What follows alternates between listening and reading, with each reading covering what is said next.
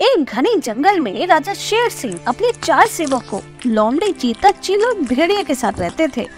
राजा शेर सिंह कुछ भी करने से पहले चालाक लोमड़ी की सलाह लेते। चीता हमेशा सारी चीजें राजा शेर सिंह के साथ चलता। चील दूर दूर तक उड़कर सारे समाचार लाता। भेड़िया ध्यान रखता कि जंगल में कुछ भी गलत तो नहीं हो रहा। कहने को सबके अपने अपने काम थे, लेकिन इन चारों का असली काम तो राजा शेर सिंह की चापलूसी करना था, और इस काम में चारों बहुत माहिर थे। इसलिए जंगल के दूसरे जानवर ने चापलूस मंडली कहते। शेर जब भी शिकार पर जाता, जितना मन होता उतना खाता और बाकी इन चारों सेवकों के लिए छोड़ देता।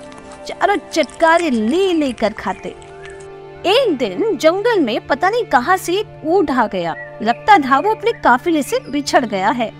जैसे ही चील ने उसे देखा, वो फटाफट अपने दोस्तों के पास आया और बोला, अरे दोस्तों, तुम सबको पता भी है, सड़क के किनारे बहुत तंदुरुस्त मोटा ताजा ऊंट बैठा है। लगता है वो अपने दोस्तों से बिछड़ गया है। चील की बात सुनकर चीते के मुंह में पानी आ गया। आहा, तुम सच कह रहे हो। लगता है उसका शिकार हमें अपने राजा शेर सिंह से करा देना चाहिए, फिर हम कई दिन तक दावत उड़ाएंगे। इस पर लोमड़ी बोली, हाँ भाई, तुम बैंक इस काम के हो, राजा शेर सिंह को मनाना मेरा काम। लोमड़ी महाराज शेर के पास गई और बहुत मीठी जुबान में बोली, महाराज, अभी हमें खबर मिली है कि सड़क के किनारे ऊंट बैठा है, और मैंने सुना है कि जो ये ऊंट होते हैं इनका स्वाद बहुत ही अच्छा होता है, बिल्कुल राजा महाराजाओं के खाने के काबिल। आप आज्ञा करें तो मैं कह दूं कि कोई भी इस ऊंट का शिकार नहीं करेगा, क्योंकि ये ऊंट आपका शिकार है। शेर लोमड़ी की मीठी मीठी बातों में आ गया। उसने कहा, ठीक है, दिखाओ कहाँ है ऊंट, मैं भी चलता हूँ।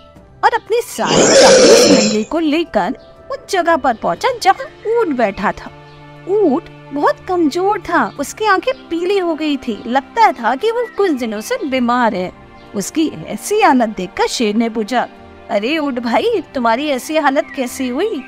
राजा शेर सिंह की बात सुनकर ऊंट रोने लगा। रोते रोते ऊंट बोला, महाराज शेर सिंह, आपको नहीं पता ये इंसान कितने गंदे होते हैं, कितने मतलबी होते हैं।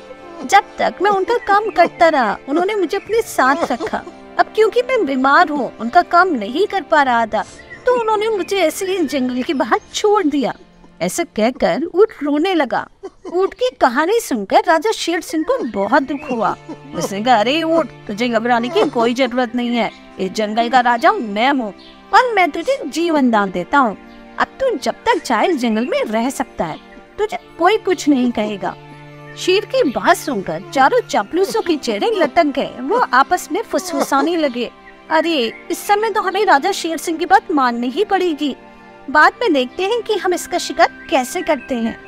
इसके बाद ऊंट जंगल में रहने लगा, हरी हरी घास खाने लगा। कोई भी जानवर ऊंट को कुछ नहीं कहता था। सबको पता था कि ऊंट शेर का मेहमान है। कुछ ही दिनों में हरी हरी घास खाकर ऊंट बहुत स्वस्थ हो गया। ऊंट शेर के बहुत इज्जत करता था, बहुत आदर करता था, और ऊंट का निस्वार्थ प्रेम देखकर शेर भी बहुत खुश था। जब ऊंट तगड़ा हो गया तो उसने कहा, महाराज, आप मेरे ऊपर बैठ के निकला करो।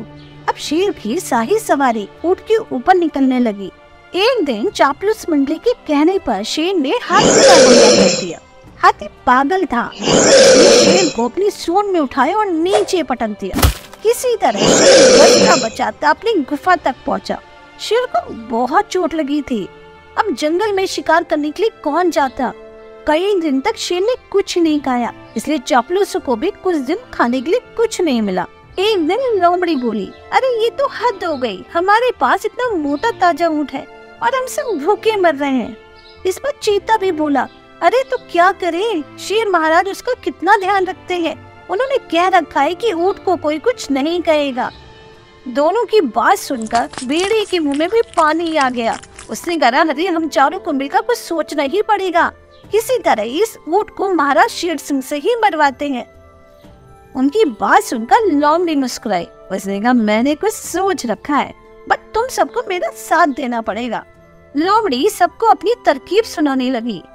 लोमड़ी की बात सुनकर ये चापलूस मंडली राजा शेर सिंह के पास पहुंची। सबसे पहले चील बोली, महाराज मैं इस तरह आपको भूखे मरते नहीं देख सकती। एक काम कीजिए, आप मुझे खा लीजिए, मुझे खाकर आपका कुछ तो पेट भरेगा। चील की बात बीच में काट के लोमड़ी बोली, चल हट, तेरे में कुछ मांस भी है। महाराज तुझे क्या खाएंगे और क्या नहीं खाएंगे? अच्छा महाराज एक काम करो, आप मुझे खा लो। भेड़िया बीच में ही बोलने लगा, अरे तेरे शरीर में बालों के सिवा कुछ है भी? अरे महाराज आप इस लोमड़ी को नहीं, मुझे खा लो। अब चीता भी बोला, नहीं महाराज, भेड़िया का मांस खाने लायक नहीं होता, एक काम करो, आप मुझे मारकर खा लो। चापलूस मंडली बहुत अच्छा नाटक कर रही थी। ये सब देखकर ऊंट को भी कहना पड़ा, नहीं महाराज अब मुझे मारकर खा जाइए, वैसे भी मेरा जीवन तो आपका ही दिया हुआ है और मेरे रहते अगर आप भूखों मरेंगे ये सब अच्छा नहीं होगा। चापलूस मंडली तो ये ही सुनना चाहती थी। सभी एक साथ बोले, हाँ महाराज ये बिल्कुल ठीक रहेगा। अब ये बात तो खुद ऊंट भी कह रहा है। चीता बोला, महाराज अगर आपको संकोच हो रहा है तो हम इसे मार देते हैं। इतना कहते ही चीता भेड़िया सब एक साथ ऊंट पर टूट पड़े और ऊंट को मार दिया। इस कहानी से हमें यही सीख मिलती है कि चापलूसों की दोस्ती हमेशा खतरनाक होती है, इसलिए ऐसे चापलूस दोस्तों से बचकर रहना चाहिए।